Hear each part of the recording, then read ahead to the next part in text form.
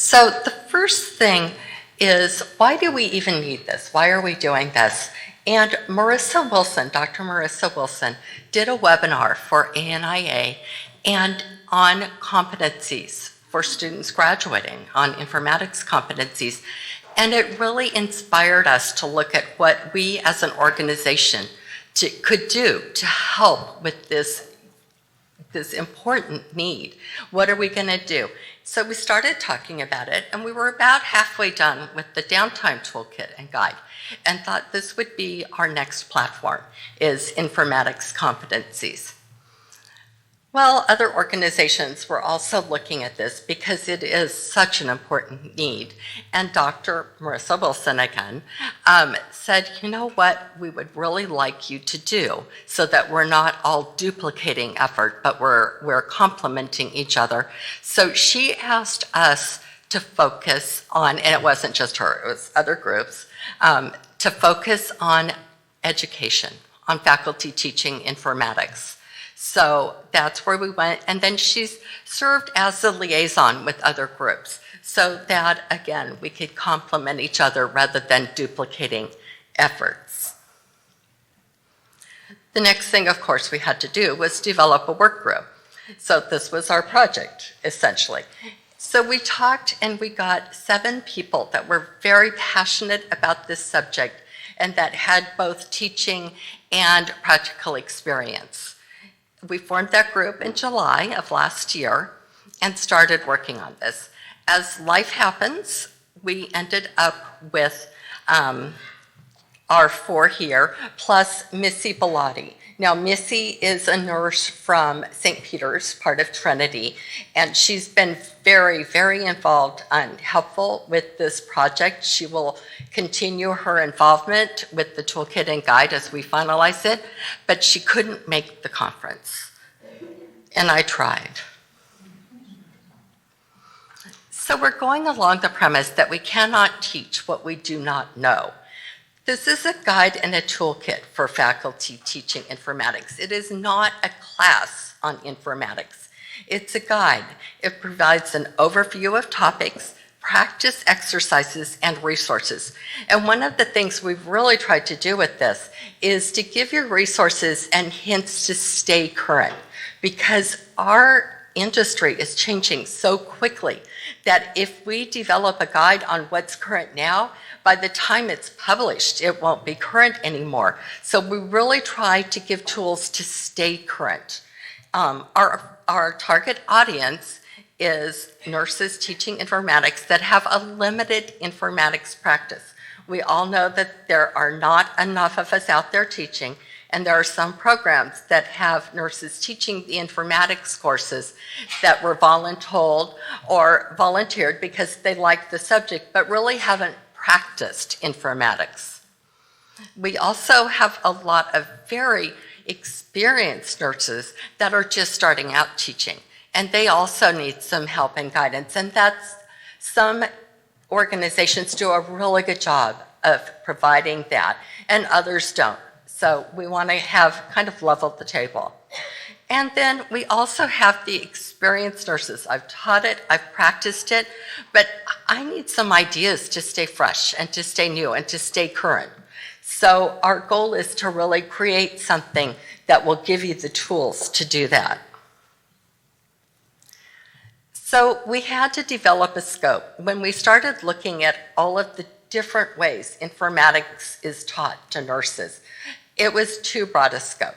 There are the graduate students, and they definitely need to understand informatics. There are the graduate students that are not in an informatics-focused program, but they're going into education or leadership or one of the other focused areas, but they also need to understand informatics. And then there are the graduate students that are in an informatics program. That's where we decided to focus this effort. That was where we saw the greatest need, and it was also the building block. We thought it would be the easiest way. If we finished that one, it would be easy to diversify into the other 2 needs. And we do recognize it's not just all about us in informatics, that other people do need those tools. But we had to start somewhere. So how did we develop our competencies and our components? We did a literature search. We came up with a table of what we wanted to focus on, what was the most important. We looked at the test, because if you don't have a high focus on what's on the test, you're not really helping faculty prepare students to pass the test. We also, of course, looked at the essentials and at our scope and standards. And that's kind of our Bible for informatics nursing, is the way I see it. And we got feedback from people actually working in the field. What skills do you need your students to have when they graduate from an informatics student?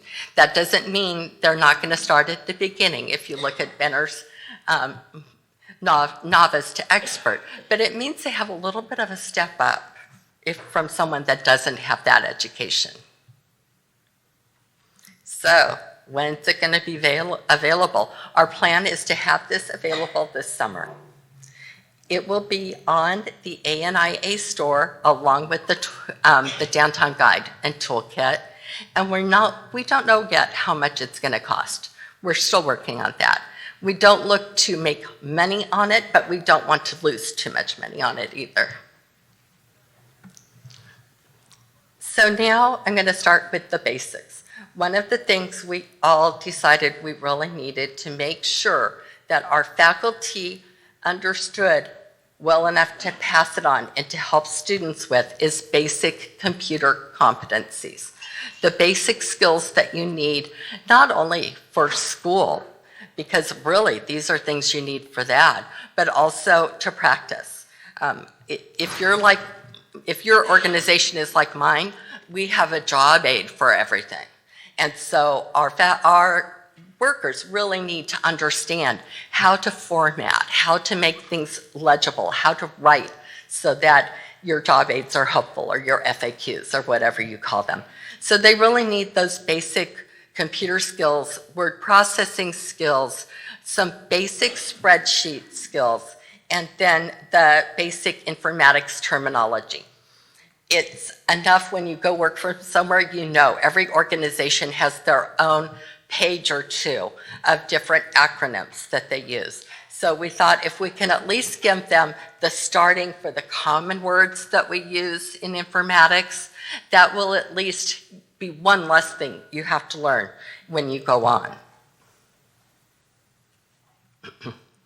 So again, what we're doing with this, it's not just talking about the skills, but we're providing keyboard and mouse access to some review things. We're looking at YouTubes and at different other ways that you can help students, that you can refer them, not teaching them themselves necessarily, on how to use the computer, some basic skills. And what I have learned from experience is not everyone coming in to informatics has these. So they really should at least get them in school before they're dropped into the real world and have the shock of their lives. Not that that won't happen anyway. Some basic word processing skills. And honestly, if you know how to format in Word, then doing the other things is so much easier. So we'd like to be able to help them make life easier for students as they progress in school and in informatics. Spreadsheets, just basic spreadsheet exercises, and other, really importantly, because I love spreadsheets, everyone that knows me knows I love my spreadsheets. But every once in a while, even though I've been working with Excel since some people were in this room were born, I still have to look and figure out, okay, I did that last year, but I haven't done it in a year. How do I do that? Or I want this table to look like this. How do I do that? So where can you go to find those? And some people learn by watching a YouTube or a video of it, and some people, like me, want the step-by-step instructions on paper. So we're trying to kind of fill that need so that you can direct people as faculty into where to go to get some of the help with things that you need.